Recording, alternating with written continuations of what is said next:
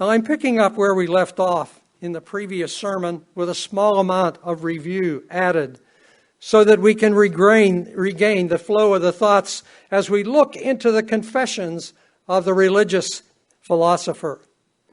Now, one of the most basic conclusions Solomon reached in his search for wisdom is that there are very few truly living righteous lives.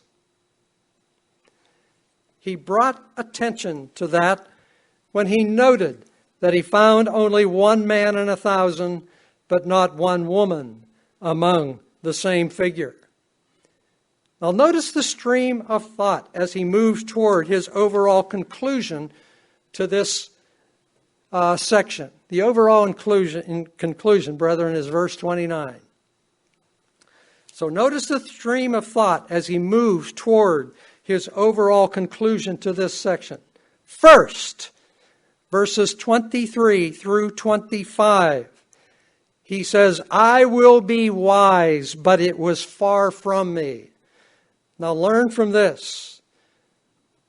Wisdom does not yield its fruit easily.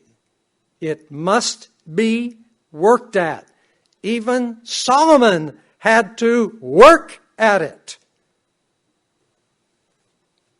He searched thoroughly and long to reach this conclusion, while at the same time being confident that what he concluded was accurate. Second, verse 26 inserts an illustration of how mankind is assailed by temptations to commit evil, thus making more difficult and exceedingly so if he doesn't resist them. The use of the metaphor that the temptress heart is snares and nets and our hands are fetters is really vivid. They paint a picture of a temptation that has a multitude of devices of allurement as to imprison one like a bird caught in an entangling snare after being fascinated by the attraction and anticipation of the fulfillment of his desire. He is kind of inferring there that when a person is caught up in a temptation, it's almost as if the person is enchanted, being drawn into it, and somehow he lacks the will to fight it.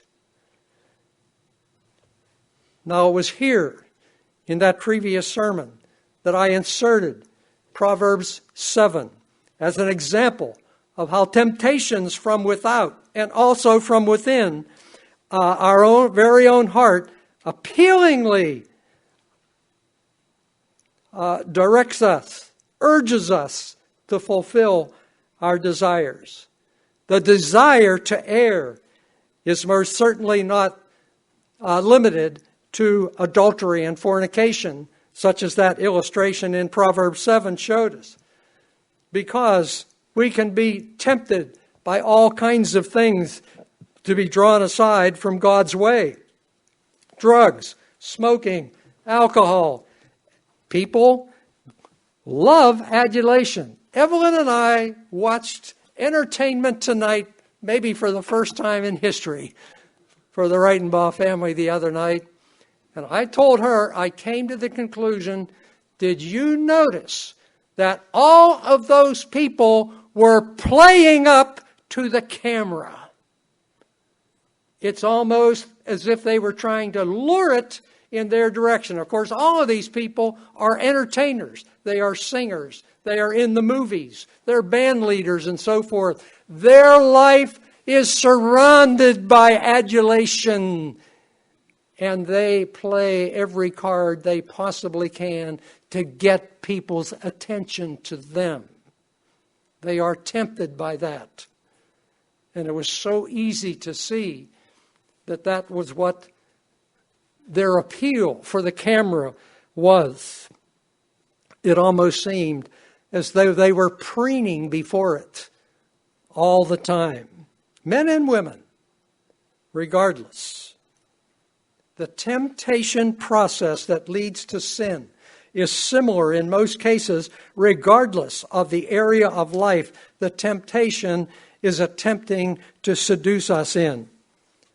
Now, the desire is like a siren song, putting the pressure on by giving one reason, following another as to why it wouldn't be so bad to fulfill that desire only one more time. And all too often, the one lusting becomes ever more willing to fulfill his desire until he caves in because he can no longer endure the sacrifice of denying himself. The cold reality is we argue ourselves into crashing and doing it. Like the young man in Proverbs 7, the Proverbs 7 illustration, we deliberately travel in the temptation's direction.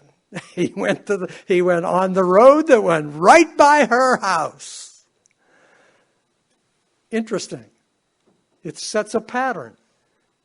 Because rather than fighting the direction and do what Joseph did and run and get out of there, he went right along the road, and the first thing you know, he was conversing with the seductress.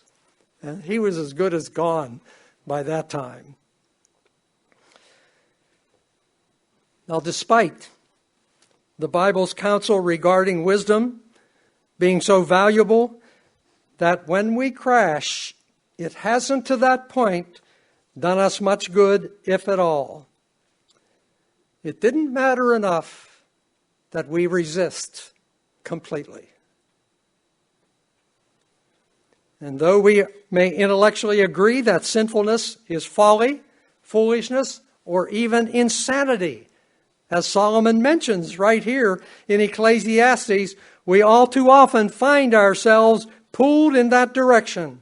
And in an overall sense, Solomon found, what he found is that we might label the overwhelming general sinfulness of mankind, but overall, mankind shows little wisdom. And that was his conclusion. Now, worded another way, that conclusion, worded another way, is that sinfulness isn't rare. It's not hard to find. It is everywhere. We are almost flooded by it. It is universal. And the flip side of that coin is this. It is righteousness, purity, and wisdom that are hard to find. Now that's a truth right out of the book of Ecclesiastes. And that's what we are to aim our life at. It's always wisdom to keep God's commandments. And by that, I'm just not talking about the Big Ten.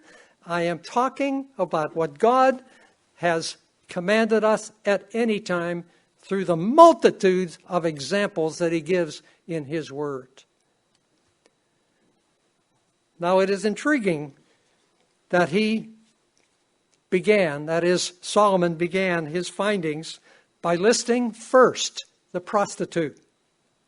Because of teaching one finds in other portions of the Bible, it reminds me that she is very likely being used in three different ways. One is this. It is the specific one that we went through in Proverbs, the 7th chapter, to illustrate the way of the streetwalker. Now that was done to make it clear of what temptation, it's right out there. The second way is the possibility that the prostitute might illustrate any of the powerful but unlawful desires working within us for anything that we have a yearning for. Not just the use of a prostitute, but the use of the pleasure that we get from fulfilling an unlawful desire.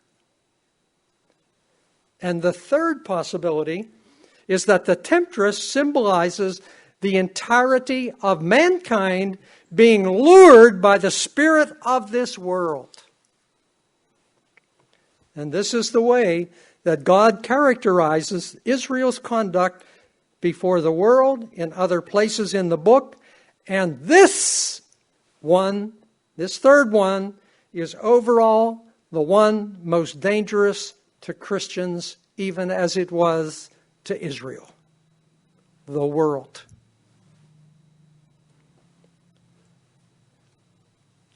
Now let's go, hold your finger or whatever you want to do, just because we're eventually going to come back to Ecclesiastes 7 again. But right now we're going to turn to a very familiar scripture in 1 Kings chapter 11. 1 Kings chapter 11. And beginning in verse 1, we will read to verse 6. 1 Kings 11 and verses 1 through 6. But King Solomon loved many foreign women, as well as the daughter of Pharaoh, women of the Moabites, Ammonites, Edomites, Sidonians, and Hittites, from the nations of whom the Lord had said to the children of Israel, "You shall not intermarry with them, nor they with you. Surely they will turn away your hearts after their gods." Solomon clung to these in love, and he had 700 wives and princesses, 300 concubines, and his wives, sure enough, turned away his heart. For it was so that when Solomon was old, that his wives turned his heart after other gods, and his heart was not loyal to the Lord his God, as was the heart of his father David. His loyalty broke down in the face of his temptations, and God was turned aside from, and Solomon was no longer keeping his commandments. For Solomon went after Ashtoreth, the goddess of the Sidonians, and after Milcom, the abomination of the Ammonites. And Solomon did evil in the sight of the Lord, and did not fully follow the Lord, as did his father David. So Solomon didn't follow his own advice. He was snared by many foreign women. And incidentally, this foreign does not just pertain to ethnicity. It also pertains to who they worshipped. It was a foreign god, not the God that they should have been worshipped. So foreign is not just ethnicity. And thus used, the prostitute symbolizes the world and its gods to the Christian. This is why I say it is the world that is our biggest problem outside of ourself. It has so much to offer our desires. Now in Proverbs, the 5th chapter, Proverbs 5, in verses 3 through 6, Proverbs 5, and verses 3 through 6. This is the kind of advice that Solomon did not follow. And it came right out of him. And so I guess we could almost hear him saying, "Do as I say, not as I do." For the lips of an immoral woman drip honey, and her mouth is smoother than oil. But in the end, she is bitter as wormwood, sharp as a two-edged sword. Her feet go down to death. Her steps lay hold of hell. Lest you ponder her path of life, her ways are unstable. You do not know them. Meaning they are more alluring than you could ever think if one is tempted by these things. The world may be enticing to the senses, but it is deadly to one's relationship with God. This is portrayed in movies so often, at least the principles, not with God's involvement, but a guy and a gal are dating and everything is going along all right, and another gal comes along or another guy comes along and they prove to be a temptation. And what happens to the original relationship? At the very least, it is damaged. This is the kind of thing that God is talking about, He is referring to, He is thinking about with our relationship to the world and the many opportunities that it has for us out there to be loyal to it because we desire what the world can give us. You see, the world and its temptations enters the relationship between us and God, and no good can come from that, brethren. Nothing at all. And look what it did with God's relationship with Israel. It destroyed Israel's relationship with God completely, totally, until He sent her away and scattered her all over the world. Now those lessons are there, and we don't face them in the magnitude that God faced them with Israel. We don't even come close to the magnitude that Solomon faced in his lifetime because we don't have his position. We don't have the gifts that he were given. We are not being held accountable to the same degree that Solomon was. But the principle is the same in our relationship with God. We cannot afford to let the gods of this world, filled with foreign gods, to come between us and our relationship with God, because it will build no good into the relationship with God, and it is possibility that it will destroy it. Now we're in Proverbs, and we're going to go to, let's see, is that Proverbs 7 that I want again? Proverbs 7? Oops, I'm in Psalms. That won't work. Yeah, that's the one I want. Proverbs 7 and verses 4 and 5. Proverbs 7 and verses 4 and 5. Let's go back to verse 1, so that we can again get the context here.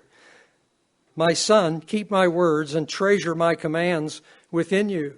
Keep my commands, and live, and my law as the apple of your eye. Bind them on your fingers, write them on the tablet of your heart. Say to wisdom, you are my sister, and call understanding your nearest kin, that they may keep you from the immoral woman, from the seductress who flatters with her words.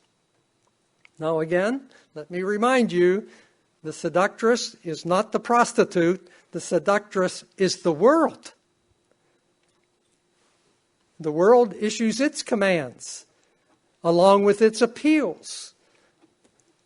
God has issued His commands, and so He is making us to remember that we are to be loyal to Him.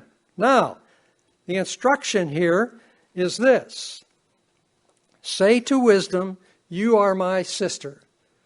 Why sister? He's talking to a son.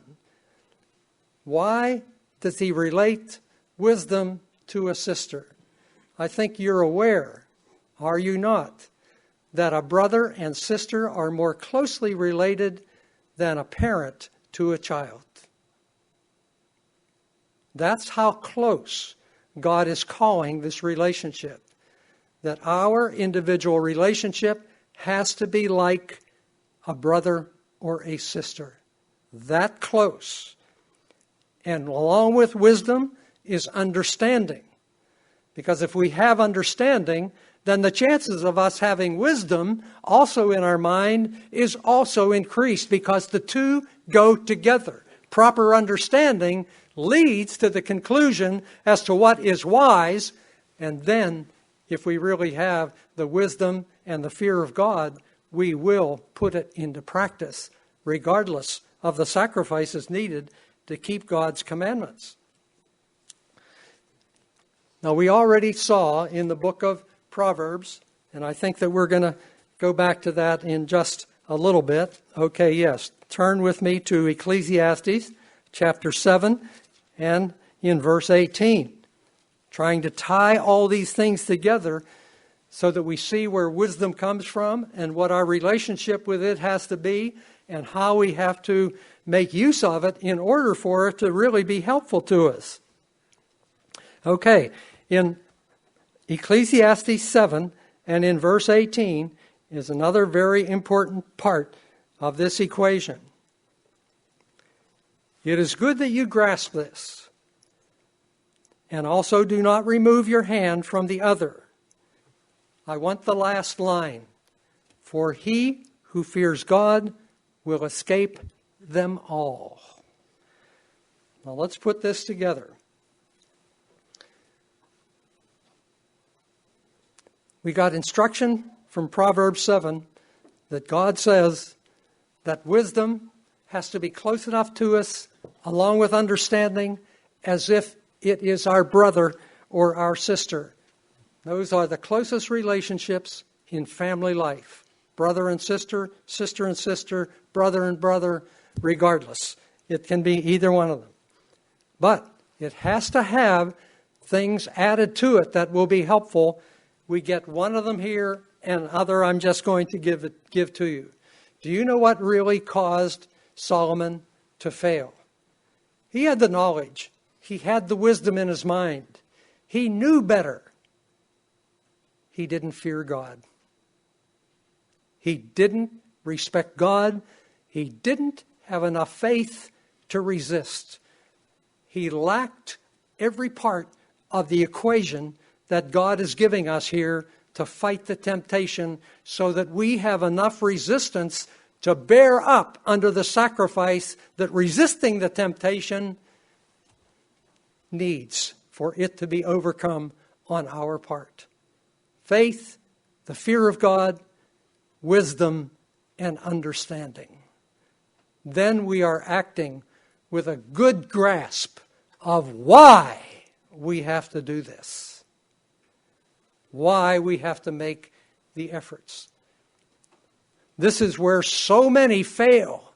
And that's why Solomon had such a hard time finding even one man in 1,000 or no women in 1,000 who were really living righteous lives. Okay. Now there is an additional piece of help that you are well aware of, and I'm going to go back to it simply because of the way that it is worded here in the New King James in 1 Corinthians chapter 10 and in verse 13. 1 Corinthians 10 and in verse 13.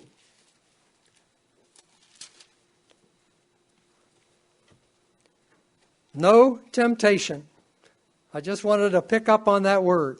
It fits right into the context of Ecclesiastes 7 and what Solomon is talking about. No temptation has overtaken you except such as common to man, but God is faithful.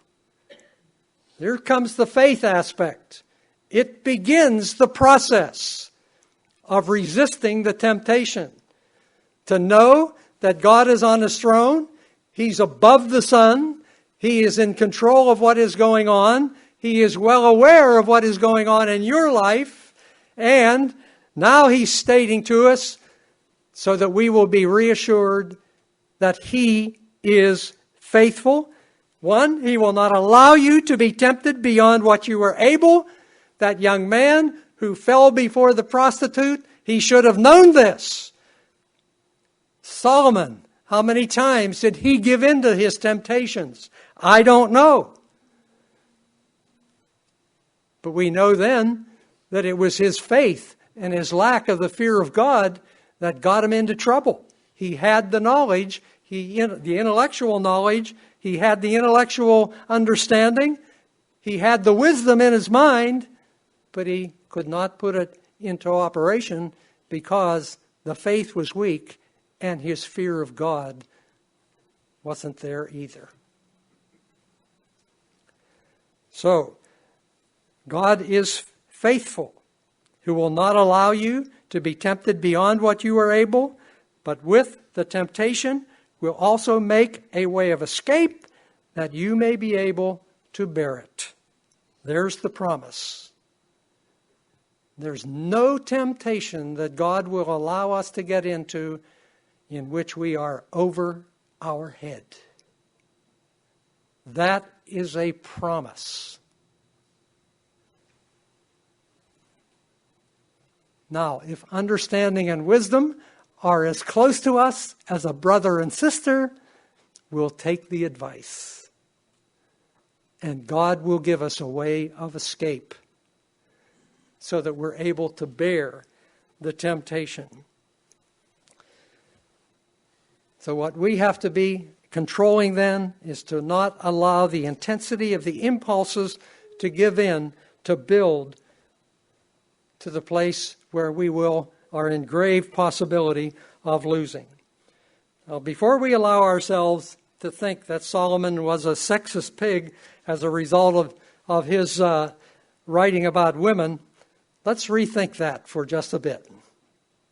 I don't believe that we should think that Solomon was totally down on women. He was the problem.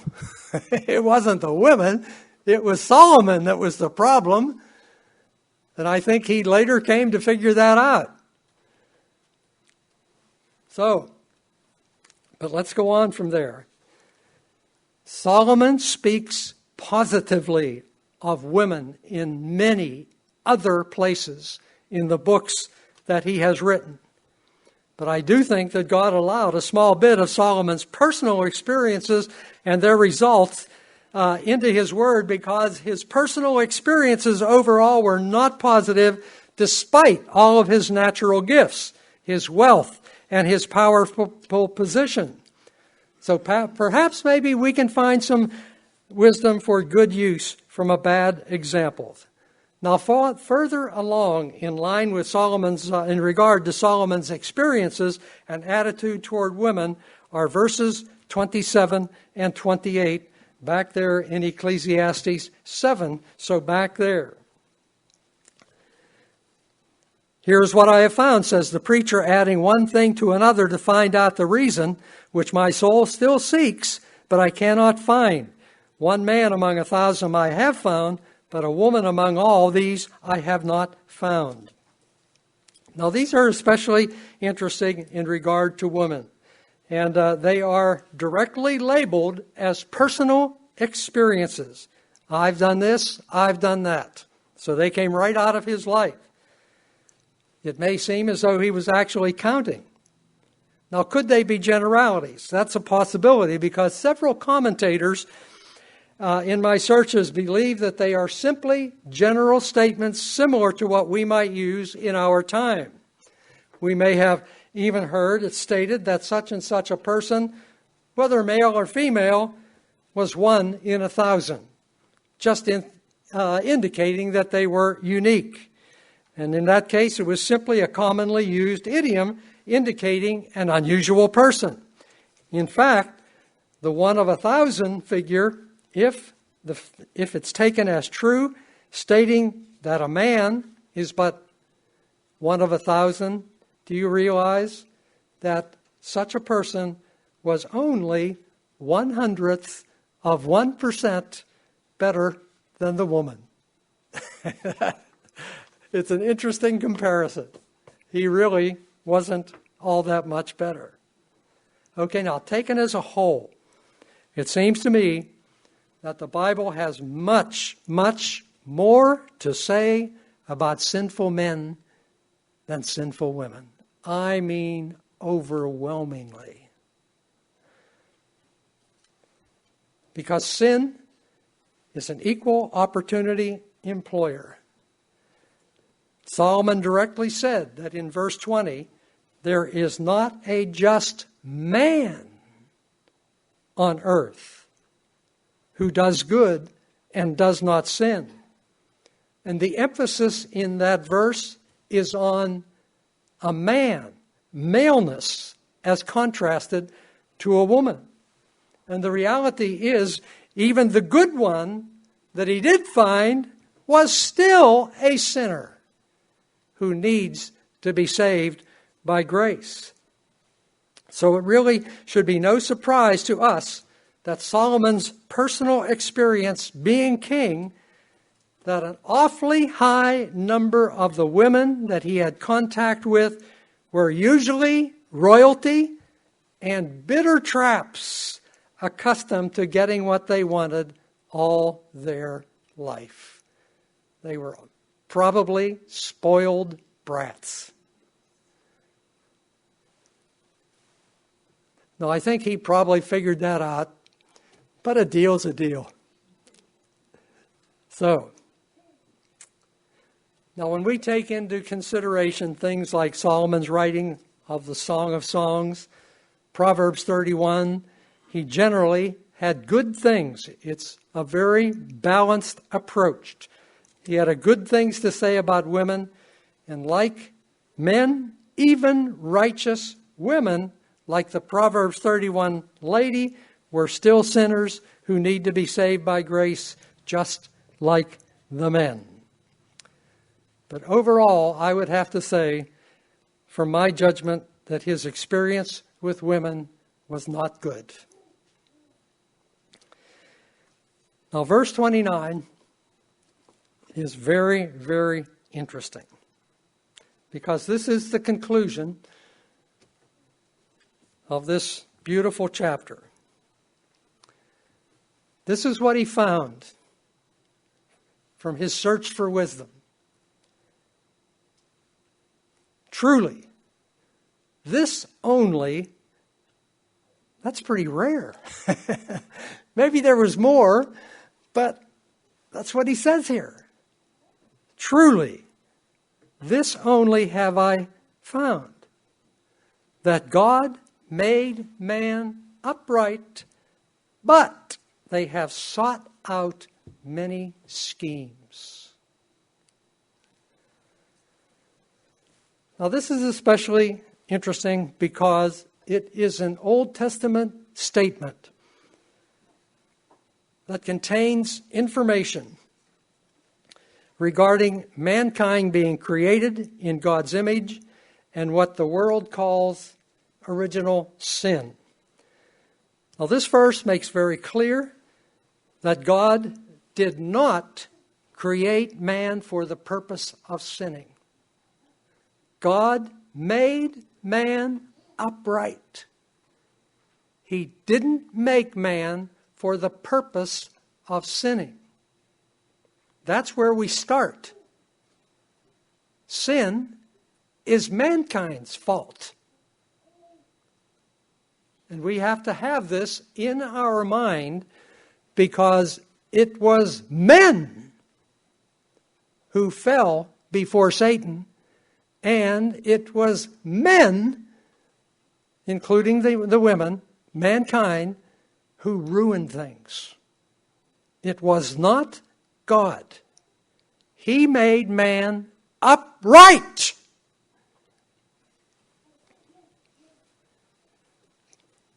Do you realize that when Adam and Eve were created, they didn't have even the tiniest germ of sin within them?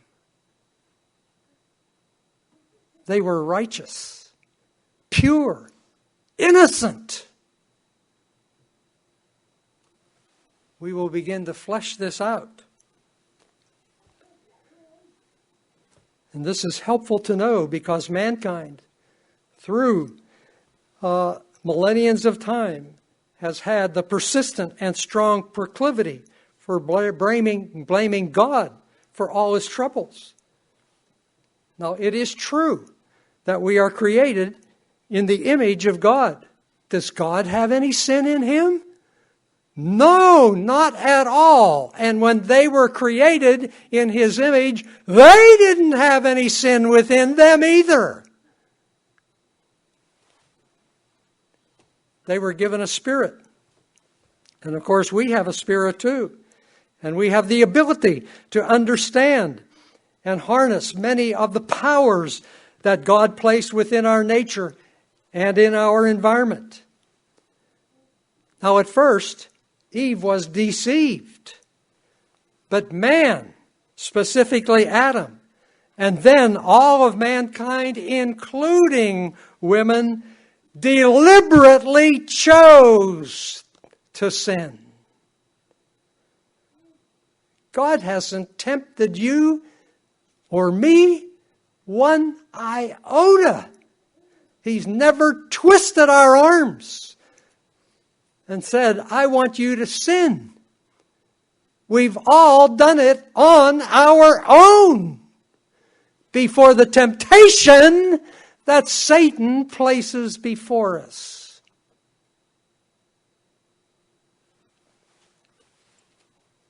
We can't just pass it off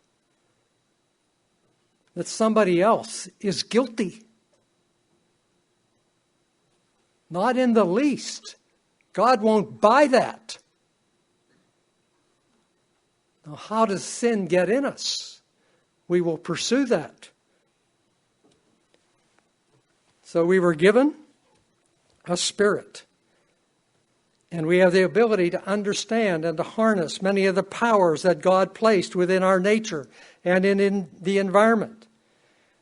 Now the verse here records the deliberateness by saying, this is verse 29, Ecclesiastes 7. Notice the way it says, it's worded. We have sought out many schemes. That is so plain and clear. We're looking for ways to sin. We've sought out many schemes. Now, time and history have proved over and over again that we don't always do things constructively, but through self-centeredness for personal gain and short-sightedness seems to rule our choices. We seem to pollute everything we touch and create new problems, each generation for ourselves, that the overwhelming majority of which we cannot solve. And potential problems exist now that could, except for God's mercy, wipe life itself right from the face of the earth. Is life serious or what?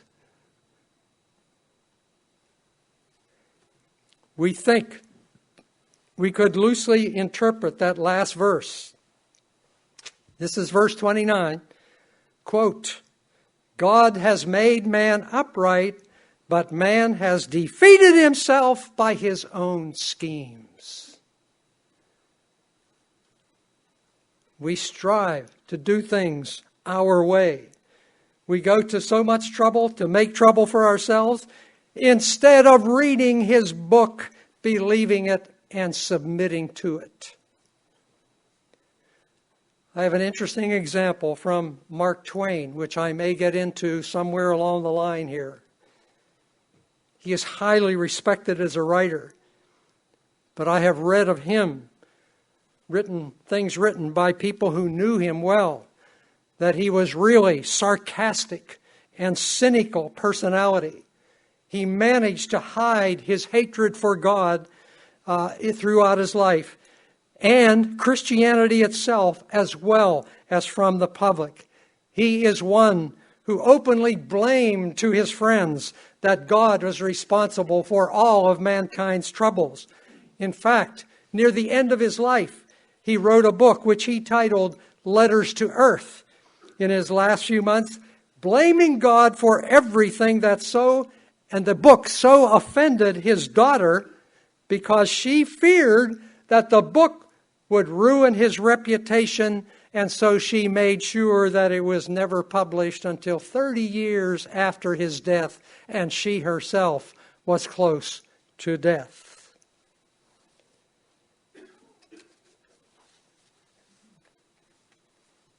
Mark Twain said this about Adam. Thank God. No, that's not what I want. That's what I wrote.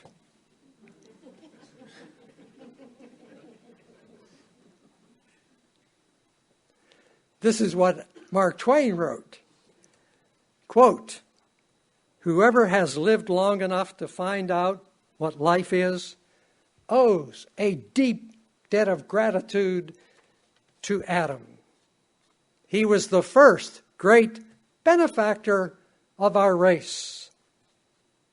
He brought death into the world."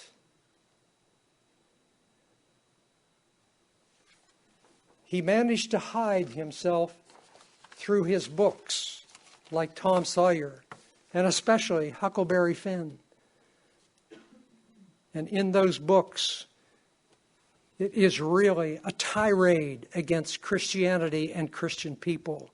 But you have to read between the lines because he was a clever writer. Huckleberry and his friend Jim were constantly running these people down. That was Mark Twain speaking. So my thought was, after reading that about him, thank God that there is also a last Adam. And because of the virtue of his sinless life, atoning death and resurrection, we can receive by God's grace the quality of life God intended from the beginning. Now, we don't have the wisdom to solve all the deep mysteries of life, but we should be wise enough from our experiences to look within ourselves and see that the deadly sin in our own heart and ask God to be our Savior through Jesus Christ. Now, before we move on, I think it best to look more thoroughly at some of the things touched on by verse 29. It is one and the same time both a summary statement of why life is the way it is, and at the same time it provides a smooth bridge into the subject beginning in chapter 8. But even more important is that it is a fairly clear statement. I should say an Old Testament statement, refuting some of what the Catholic Church teaches in its original sin doctrine. Very briefly, this doctrine, among other things, falsely teaches that man's sinful nature is passed on through procreation, much in the same way as physical DNA, same manner.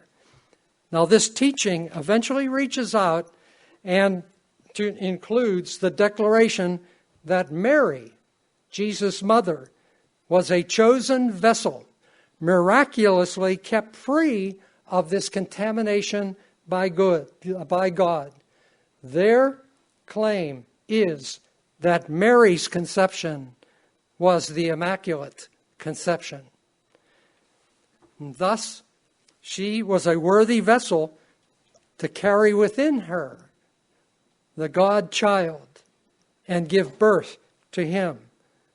And she would not pass on sin, you see. And thus they make the claim that she was truly virginal in every way.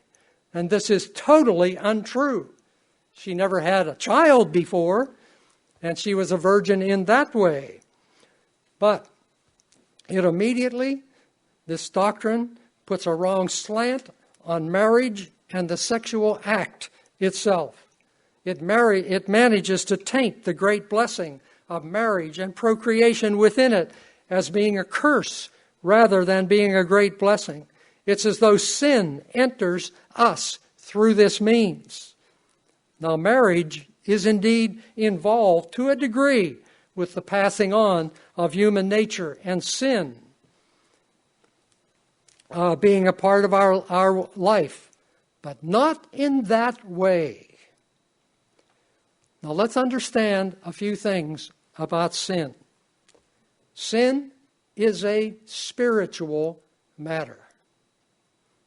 Sins are very definitely committed through physical acts. But the source of sin is in the heart. It's the heart that generates the physical acts, whether it's illicit sex, whether it's stealing money from the bank, whether it's murdering something, it comes out of the heart. Now, this is very simply confirmed by Jesus' statement that out of the abundance of the heart, the mouth speaks. Now, Jesus was not merely teaching that speaking sins are generated in the heart. All sin begins in the heart, and we don't actually have to perform an act of some kind to sin. We can think it. It doesn't even have to leave our body in any kind of a physical act. It's already there now. It's in the heart. It's in the mind. And so we are capable of doing it at any time without even a physical act at all being involved. So it's dwelling there in the heart, in the mind of all persons. Now, in the New Testament, in Romans, the 3rd chapter, Romans, the 3rd chapter, and verses 10 and 23. Romans 3:10, as it is written, there is none righteous, no, not one. And that included Mary. Down in verse 23. For all have sinned and fall short of the glory of God. Mary was not immaculately conceived. Any human being that God ever used in any aspect of his purpose on earth at any time except for Jesus has been a sinner. And that includes Mary. How does it get into us? Well, I think the Bible pretty clearly shows how it gets into us.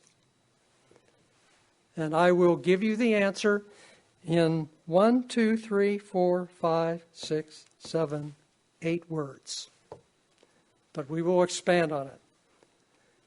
Sin enters us. It comes from contact with a sinful source. It's that simple.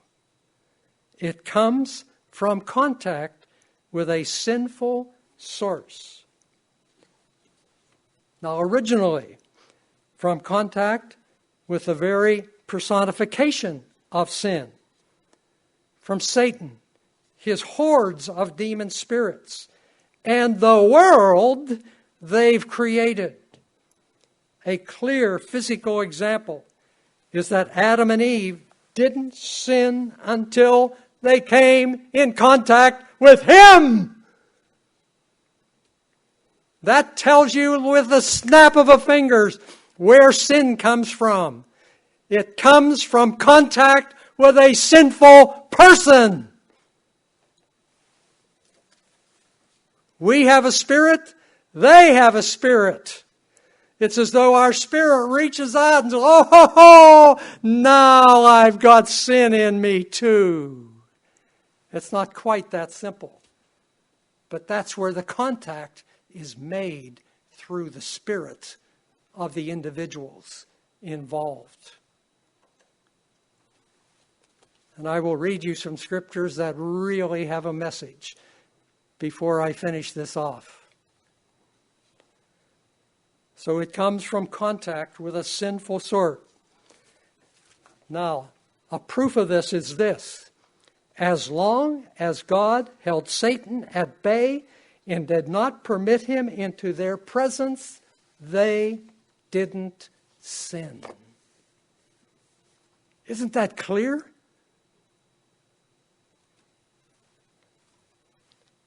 Their spiritual innocence continued within the righteousness they shared within the Garden of Eden with God, their Creator, and their companion.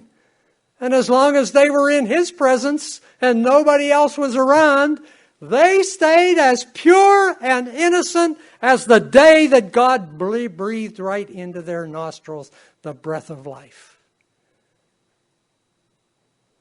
Because they had no contact with sin whatever. Can you see what a world is coming when Satan is gone, when the demons are gone, and nobody is sinning? What a world! God, their Creator, was their companion. Now let's broaden this reality with another different reality. And that is, we've got to remember all the time, God is absolutely, totally, completely, always righteous in every category of life. There was no possibility of contact with sin by them, as long as He was their only companion. Now, let's turn to Ephesians chapter 2.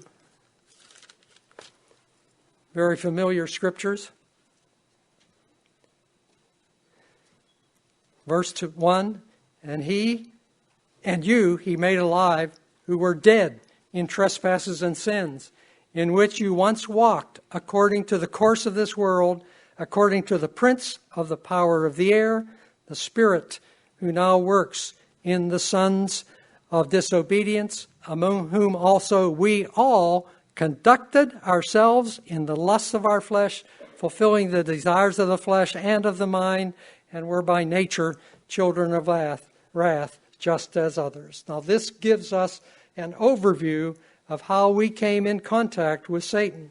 It is accomplished by means of contact with and absorption and transference of his spirit, and then compounded, more firmly entrenched by practice of his attitudes and his thoughts. It's a simple process. This is why I said earlier, the world is the most dangerous place on earth for God's children. Because it is out there that we come into contact with the very ones who are motivating sin within us. And so we have to be very careful. Now, in this world, we are surrounded by and almost swimming in the influence of his mind.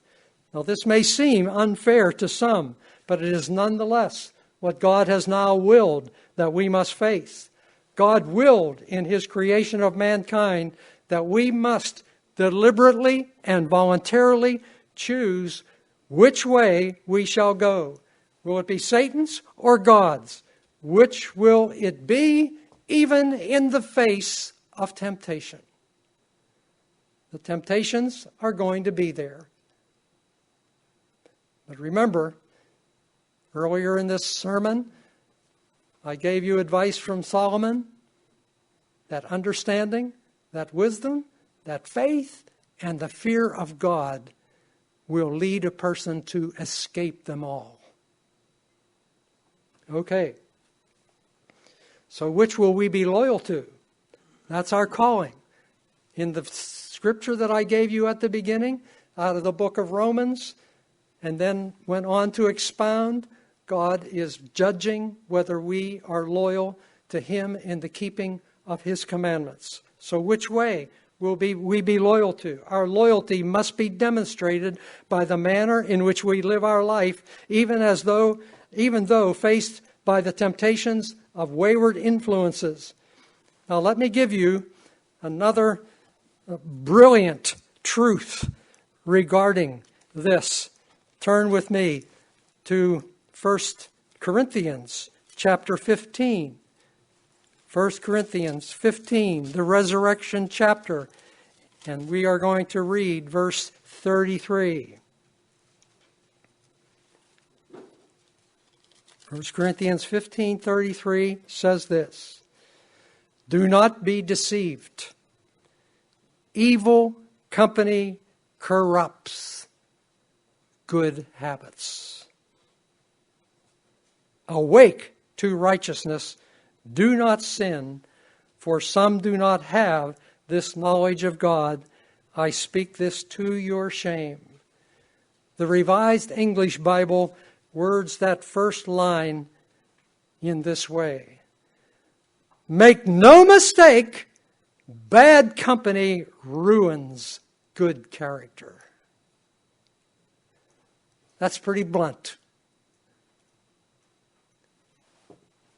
You can simplify this picture to yourself.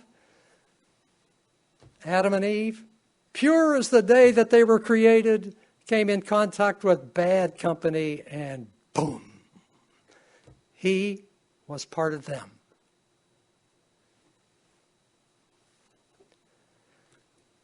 So when Adam and Eve were communicated to by Satan, their spirit honed in on his spirit and succumbed to its influence.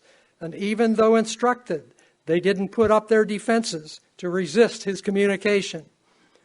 Spirit is the term indicating an invisible power and influence. The same word is used in both Hebrew and Greek for wind and breath. And so we find in 1 John and chapter 5 and verses 18 and 19, what we face here in our conversion. 1 John chapter 5, where it says, "We know that whosoever is born of God does not sin, but he who has been born of God guards himself, and the wicked one does not touch him." He puts his defenses up. We know that we are of God, and the whole world lies under the sway of the wicked one. And we know that the Son of God has come and has given us an understanding that we may know him who is true, and we are in him who is true, in his Son Jesus Christ. This is the true God and eternal life. Now let me ask you a question. Understanding this, and understanding that Satan's spirit is involved in everything in this world, is it any wonder that Solomon is teaching us that everything matters?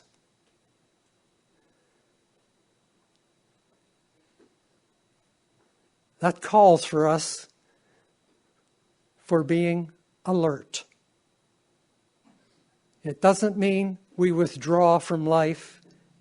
It doesn't mean that we're terribly afraid of the world. It does mean that we go about with our mind closed to the temptations of the world, and that we are ready to resist it so that we don't get drawn into something that is over our head. God won't permit that. So we don't have to be terrified of the world. We just have to be very careful about what we permit ourselves to do that comes out of that source.